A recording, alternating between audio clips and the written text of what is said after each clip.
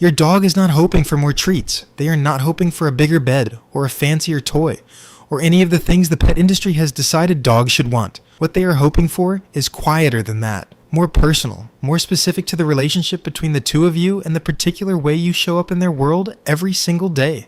6 things, not grand gestures, not expensive commitments, 6 daily acts that land in the psychology of your dog as love, real, felt, neurologically registered love, in a language their nervous system was built to receive. And most dogs go their entire lives without getting all 6 consistently from the person they love most. 1. Be someone they can predict. Of all the things your dog hopes to receive from you across the course of their life, consistency is the one that is most foundational and most underestimated. Dogs do not thrive on novelty the way humans sometimes do. They thrive on predictability, on the reliable connection between the world they inhabit and the behavior of the most important person in that world. On knowing, not hoping, knowing what comes next. This is not about rigid routine. It is about emotional consistency, the quality of your presence being stable enough that your dog can build an accurate internal model of you and trust it.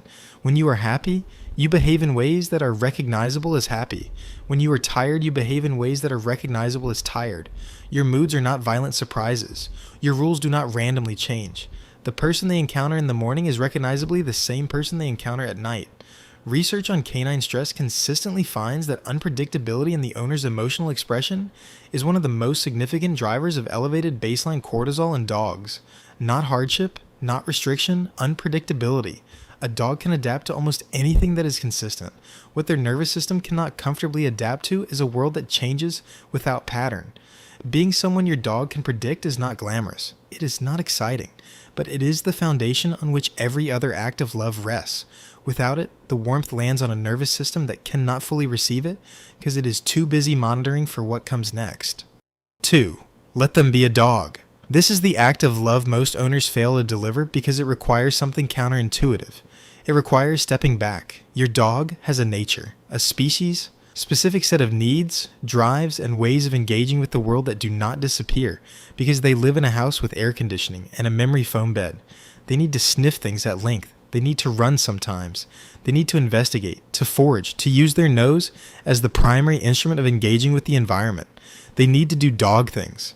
And modern dog ownership, well-intentioned, genuinely loving modern dog ownership, often quietly erodes access to all of this. The sniff gets rushed, the run gets replaced by a controlled walk. The foraging instinct gets met with a bowl rather than any form of engagement. The nose, the most extraordinary sensory instrument in the household, sits largely underutilized. Letting your dog be a dog means making regular, intentional space for the behaviors that are native to their species. Sniff walks where the agenda belongs entirely to their nose. Opportunities to run, to dig, if that is their drive, to engage with the natural environment in ways that activate the biological systems they were built with. It means accepting some mud, some mess, some deviation from the efficient walk route. It means valuing their experience of the world on its own terms rather than as a subset of yours. A dog that gets to be a dog, regularly, completely without apology, is a dog whose daily life is meeting needs that no amount of affection or comfort can substitute for.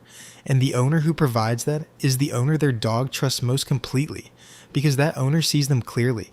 And being seen clearly for what you actually are is one of the deepest experiences of love available to any living thing. 3. Stay calm when things are hard. Your dog needs you to be regulated when the world is not. Not perfectly regulated. Not emotionally unavailable or artificially composed, but calm enough, often enough, that your presence functions as a genuine stabilizing force rather than an additional source of activation.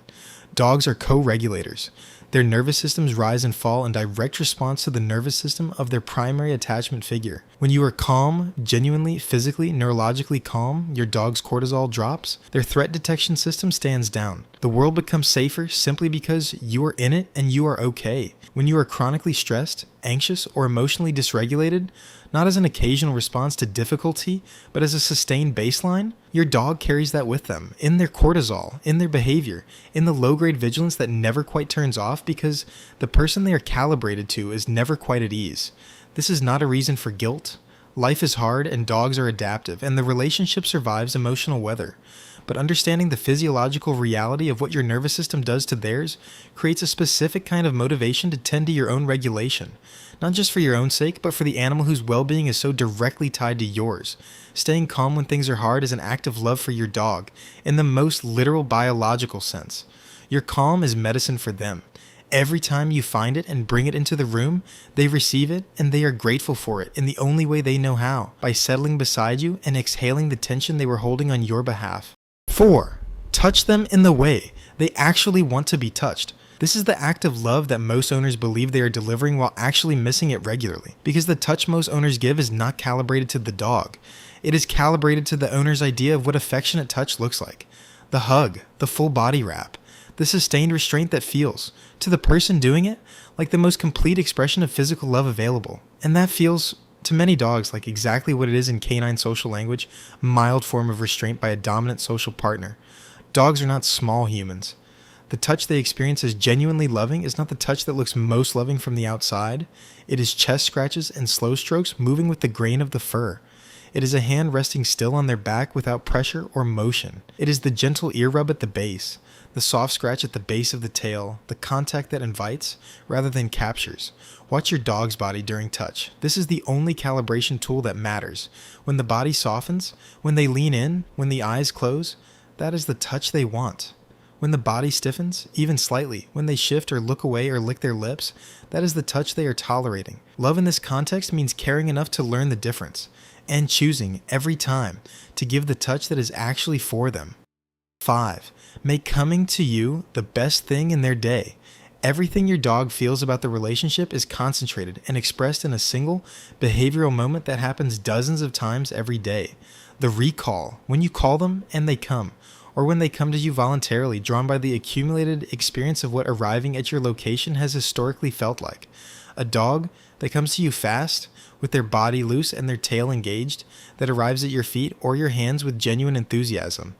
That dog has a history with you, a history in which coming to you has reliably produced good things. Warmth, treats sometimes, contact, the feeling of being received rather than just acknowledged.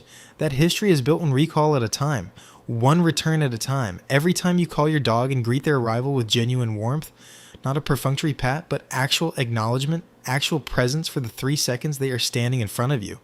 You are making a deposit into that history, and every time you call them and then immediately do something they find unpleasant, crate them, end the fun, deliver a correction, you are making a withdrawal.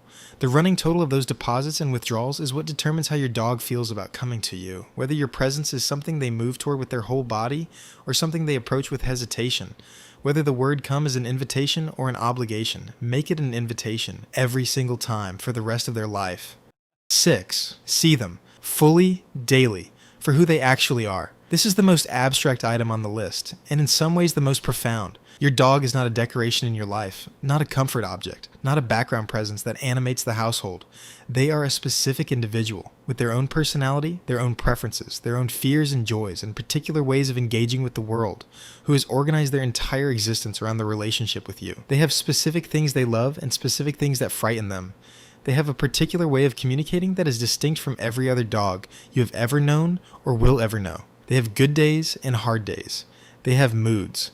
They have needs that are not always obvious and feelings that are not always expressed loudly enough to be impossible to miss. Seeing them fully, daily, means paying the kind of attention to your specific dog that allows you to know these things, to notice when their behavior has changed in a way that might mean something, to recognize the difference between their version of fine and their version of struggling, to catch the quiet signals alongside the loud ones. Research on human-animal bond quality consistently finds that owners who demonstrate behavioral attunement to their individual dog, who respond to the specific signals of that specific animal rather than applying generic dog owner scripts, have dogs with measurably better welfare outcomes and measurably stronger attachment security. Your dog hopes that you will see them, not dogs in general, not the idea of them. Them, the specific, irreplaceable, particular them that has never existed before and will never exist again. That kind of seeing is the deepest act of love available in the relationship, and it is one that your dog, who has been seeing you with extraordinary clarity since the day you met, has every right to hope for in return. 6 acts, none of them requiring anything you do not already have, all of them available every single day in the ordinary moments you share. Drop a comment. I read every single one. Subscribe. New video every week. See you next time.